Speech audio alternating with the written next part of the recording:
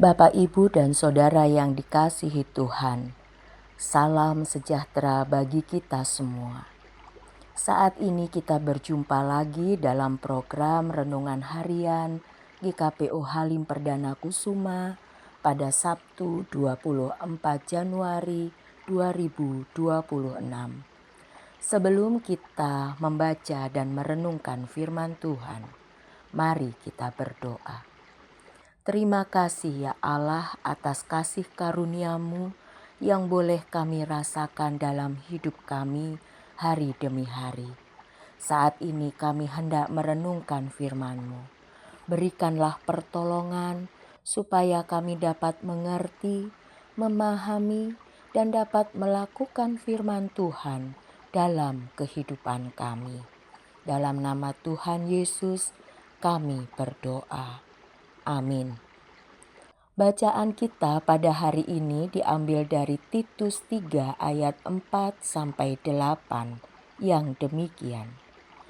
Tetapi ketika nyata kemurahan Allah, Juru Selamat kita, dan kasih-Nya kepada manusia, maka waktu itu Dia telah menyelamatkan kita, bukan karena perbuatan benar yang telah kita lakukan, tetapi karena rahmat-Nya melalui permandian kelahiran kembali dan melalui pembaruan yang dikerjakan oleh Roh Kudus yang sudah dilimpahkannya kepada kita melalui Yesus Kristus, Juru Selamat kita, supaya kita sebagai orang yang dibenarkan oleh anugerah-Nya menjadi ahli waris kehidupan kekal sesuai dengan pengharapan kita.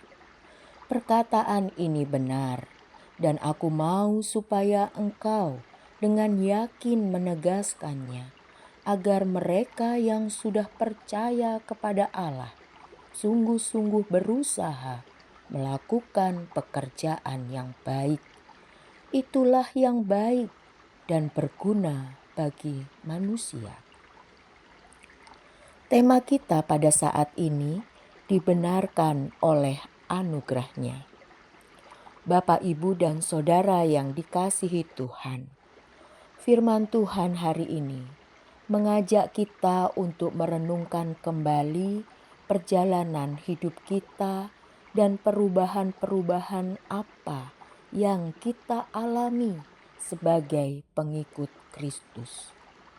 Mungkin masih banyak di antara kita yang masih terjebak di dalam kekalutan, ketakutan, kegelisahan, kemarahan, karena hidup tidak sejalan dengan apa yang kita harapkan.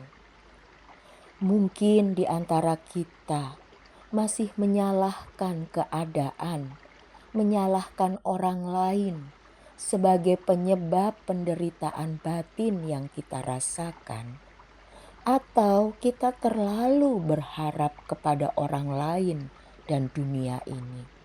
Seperti pada pasal 2 ayat 11-12.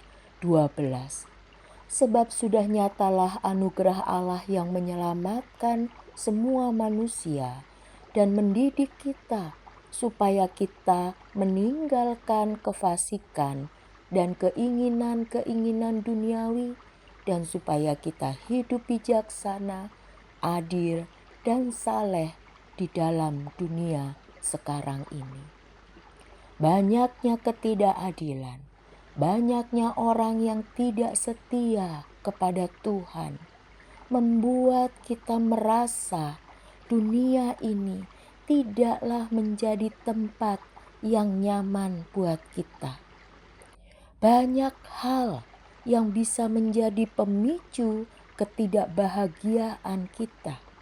Seperti ayat 2 pada pasal 3. Janganlah mereka memfitnah, hendaklah mereka cinta damai, selalu ramah dan bersikap lemah lembut terhadap semua orang. Tetapi harapan kita kepada semua itu sia-sia. Banyak orang saling memfitnah. Banyak orang yang tidak lagi mengutamakan cinta damai. Banyak orang yang tidak lagi ramah dan bersikap lemah lembut terhadap semua orang.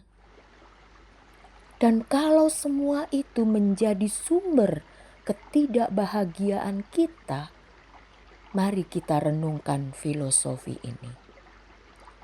Mengapa ikan percaya kepada air, tetapi air malah merebusnya?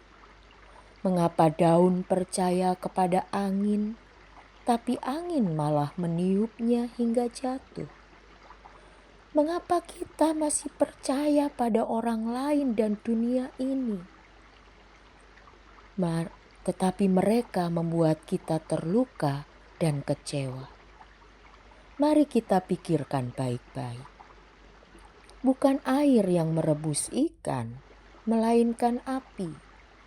Bukan angin yang merontokkan daun, melainkan musim gugur.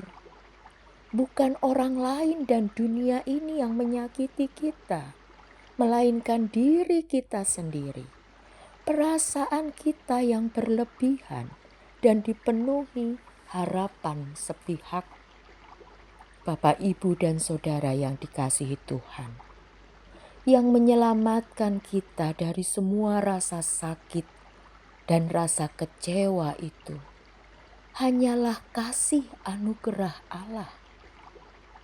Setiap orang yang percaya kepada Allah, hanya kepada Allah, mereka akan beroleh keselamatan dan hidupnya dipenuhi oleh anugerahnya.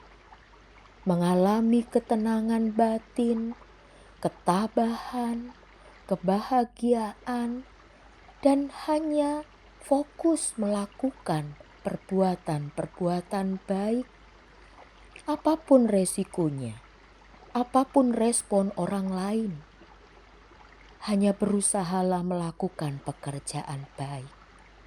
Itulah yang baik dan berguna bagi manusia, seperti yang dituliskan pada ayat yang ke-8. Kiranya Tuhan memberkati hidup kita dan mendatangkan anugerah dalam setiap hati kita. Mari kita berdoa. Ya Tuhan, kami serahkan hidup kami hanya kepadamu. Ajarilah kami untuk selalu melakukan perbuatan-perbuatan baik. Kami percaya hidup kami dibenarkan oleh anugerah Tuhan. Di dalam nama Tuhan Yesus, kami berdoa dan mengucap syukur. Amin.